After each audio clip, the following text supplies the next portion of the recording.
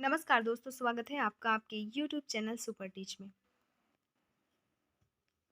दोस्तों, मध्य प्रदेश लोक सेवा आयोग द्वारा एक बड़ी अपडेट जारी की गई है, जो कि आपका 28 मार्च 2024 को विज्ञापन के थ्रू उसकी ऑफिशियल वेबसाइट mpsc.mp.gov.in पर प्रकाशित की गई है, जिसमें कहा गया है, पहला तो जो अतिथि विद्वान हैं उनको अधिकतम आयु सीमा में 10 वर्ष की छूट प्रदान किए जाने संबंधी। दूसरा, आपका ऑनलाइन आवेदन की जो प्रक्रिया है वो पुनः प्रारंभ करने के विषय में ये सूचना प्रकाशित की गई है। तो चलिए शुरू करते हैं और देखते हैं इससे संबंधित सारे डिटेल्स, जिसमें हम सबसे पहले आप देख सकते हैं लिखा है सहायक प्राध्यापक परीक्षा 2022 एवं ग्रंथपाल तथा क्रीड़ा अधिकारी के पदों के लिए अतिथि विद्वानों को अधिकतम आयु में 10 वर्ष की छूट प्रदान किए जाएगी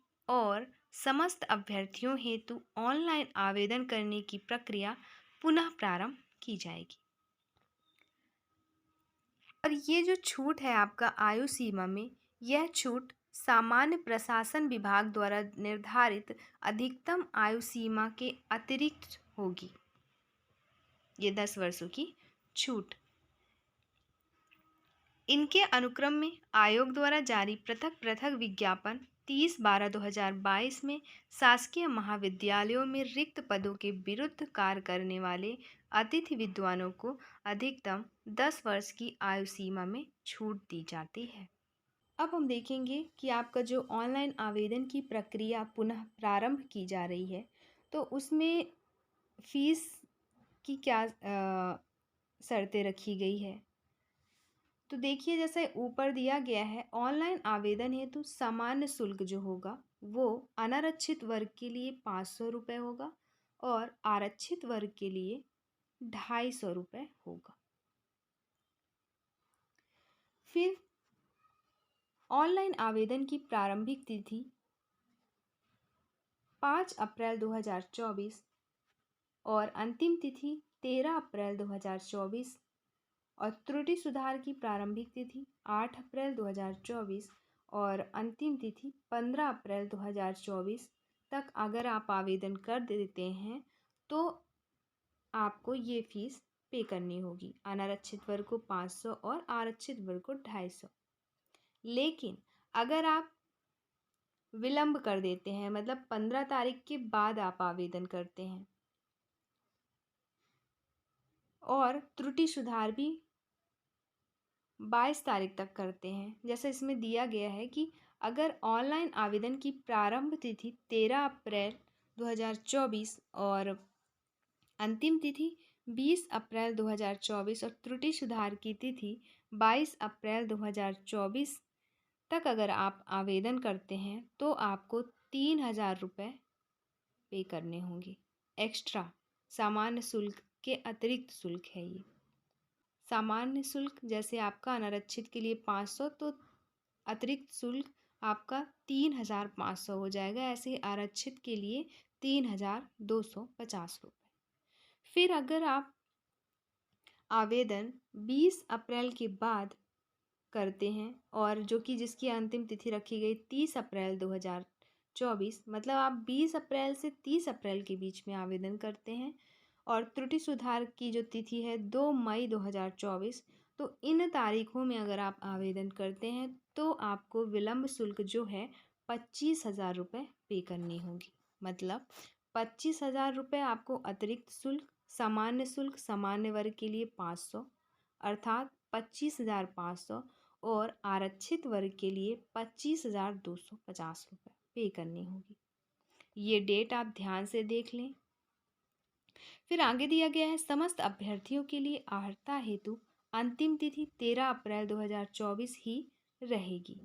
दिनांक 13 अप्रैल 2024 के बाद अर्हता प्राप्त करने वाले अभ्यर्थी आवेदन करने हेतु अपात्र होंगे। विलंब शुल्क केवल विलंब से आवेदन करने की सुविधा हेतु है। त्रुटि सुधार शुल्क सभी आवेदनों हेतु 50 रुपये प्रति त्रुटि सुधार सत्र रहेगा। जैसे इसमें त्रुटि सुधार की डेट भी दी गई है। तो आप त्रुटि सुधार करवाएंगे। आवेदन में जो भी गलतियां हुई होंगी उनको अगर आप सुधार करवाते हैं तो आपको एक आवेदन के लिए 50 रुपये, एक आवेदन में जो भी त्रुटि है कि सुधार के लिए आपको 50 रुपये पे करना होगा। फिर आगे दिया है, त्रुटि सुधार में श्रेणी परिवर्तन की स्थिति में आरक्षित वर्ग से अनारक्षित वर्ग में सुधार की स्थिति में शुल्क अंतर की राशि अतिरिक्त रूप से जमा करनी होगी, किंतु अनारक्षित वर्ग से आरक्षित वर्ग में त्रुटि सुधार की स्थिति में शुल्क अंतर की राशि वापस नहीं की जाएगी। अगला पॉइंट है, त्रुटि सुधार अवधि में भी अभ्यर्थी के नाम में कोई सुधार नहीं किया जा सकेगा, अतः अभ्यर्थी ऑनलाइन आवेदन पत्र में अपने नाम का अत्यंत सावधानी पूर्वक प्रविष्टि करे।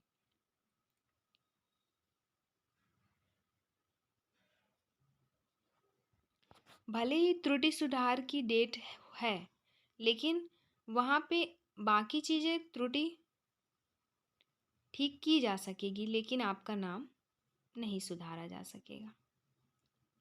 वही चीज़ लिखा है कि आप ऑनलाइन आवेदन पत्र में अपने नाम का अत्यंत सावधानी पूर्वक एंट्री करवाएं।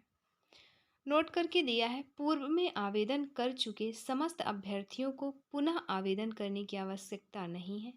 माननीय उच्च न्यायालय द्वारा आयु सीमा की छूट के संदर्भ में दायर विभिन्न याचिकाओं तथा विषयवार मूल विज्ञापन हेतु आवेदन करने की अंतिम तिथि के बाद एनईटी अर्थात नेट परीक्षा परिणाम दिनांक 17/1/2024 द्वारा उत्तीर्ण होने के आधार पर जिन अभ्यर्थियों को परीक्षा में बैठाने हेतु आदेशित किया गया है उनके लिए पृथक व्यवस्था अपेक्षित नहीं है तथा वे सामान्य अभ्यर्थियों की भांति अपना ऑनलाइन आवेदन प्रस्तुत कर सकेंगे।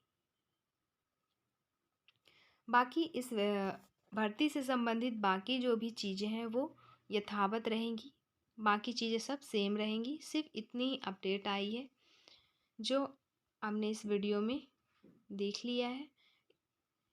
दोस्तों, ऐसे ही वैकेंसी से रिलेटेड सारी इन्फॉर्मेशन हमारे इस यूट्यूब चैनल सुपर टीच के माध्यम से दी जाती है। अगर आप हमारे चैनल में नए हैं तो सब्सक्राइब कर लें और वीडियो अच्छी लगी हो तो लाइक शेयर और कमेंट ज़रूर करें। वीडियो देखने के लिए आपका बहुत बहुत शुक्रिया।